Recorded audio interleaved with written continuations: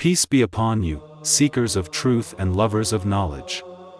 I am Abu Anfa Ahmad ibn Dawud Al-Dinawari, though the world remembers me simply as Al-Dinawari. Allow me to speak to you across 11 centuries, that you may hear my story as I once lived it. I was born in the ancient city of Dinawar, a place where mountains guarded fertile valleys and the wind carried the scent of orchards and wild herbs. Growing up, I often wandered through fields and gardens, not merely admiring the beauty of nature but questioning it. Why does one plant thrive in the heat of summer and another bloom only in winter? Why does the sky change its colors with the passing of the sun? Why do words carry meanings that shift from one tongue to another? These questions stirred my heart long before I understood their depth. I became a traveler not of lands alone, but of knowledge. My journey took me to Kufa, Basra, Isfahan, Baghdad, and the intellectual centers of the Islamic world. In each city, I sat at the feet of scholars, absorbing everything the world had to offer: mathematics, astronomy, botany, linguistics, philosophy, and history. Some say I ventured into too many sciences, but I believed with all my soul that knowledge is a single woven fabric. To touch one thread is to move the entire cloth. Among my most cherished works is Kitab al-Nabat, the Book of Plants, a monumental effort that consumed years of my life. Many before me had written of plants, but their accounts were scattered, incomplete, or based on hearsay. I wanted to see nature with my own eyes. I walked through deserts, valleys, and forests, observing each plant with the patience of a gardener and the mind of a scientist. I recorded their shapes and colors, their growth patterns, their soils, their seasons, and the transformations they underwent from seed to fruit. I studied their medicinal properties, their agricultural uses, and the hidden wisdom Allah placed within them. Some scholars of your time call me the founder of Arabic botany. Others say I was the first to describe plant development in systematic stages, almost like an early theory of plant evolution. I do not claim such titles for myself. I only sought to understand the world with honesty and precision, yet plants were only one of my fascinations. My eyes frequently turned upward to the heavens, where the stars moved as if guided by an invisible hand. In astronomy, I studied the rising and setting of stars, the motions of planets, the structure of the heavens, and the cycles of time.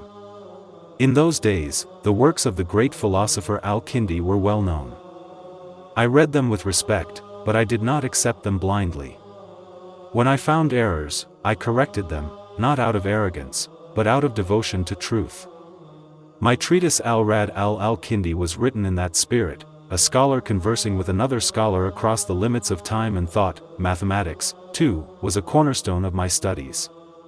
To me, numbers were not symbols on parchment, they were the language of creation. Every plant grew according to proportion. Every star followed a geometric path. Every historical event rose and fell with measurable causes. Mathematics was the secret rhythm of the universe, and I sought to understand that rhythm with clarity and rigor. But perhaps my most surprising passion to modern ears was history. I was not merely a scientist who studied nature and numbers, I was a chronicler of civilizations. In my work Kitab al-Akbar al-Yul, I recorded the stories of ancient Persia, Arabia, and the Islamic world. Yet I did not write history merely to list events. I searched for patterns. Why do empires rise? Why do they fall?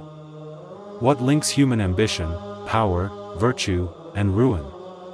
My aim was to make history a science of human behavior, a mirror through which future generations could see their destiny. Language, too, captured my heart. Words are vessels of culture, memories of entire peoples. I studied Arabic grammar, poetry, dialects, and rare expressions with relentless passion. I traced the origins of words, preserved old usages, and explained subtle meanings. In doing so, I saved pieces of linguistic heritage that might have otherwise vanished. Many ask why I devoted myself to so many disciplines. My answer is simple: the universe is one. Knowledge must also be one. Botany taught me the cycles of life. Astronomy taught me the order of the heavens. Mathematics taught me the precision of creation.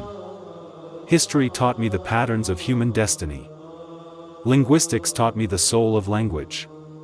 Philosophy taught me how to weave all these together into understanding that I lived in a time without microscopes, telescopes, or modern instruments. But I possessed something that scholars of every age must treasure, a heart that refuses to stop questioning. If today my name reaches your world, crossing centuries of dust and silence, if my books still whisper to students and scholars, then I am grateful, for no scientist desires fame, only that his search for truth may light the path for others. To you who listen to my voice now, across ages and continents, I leave this message: seek knowledge with sincerity. Observe the world with wonder. Question boldly, but with humility. For in the garden of knowledge, every question is a seed, and every answer a flower. I am Al-Dinawari, botanist, astronomer, mathematician, linguist, historian, philosopher, but above all, a seeker of the signs Allah placed in the universe. And I invite you to continue that search.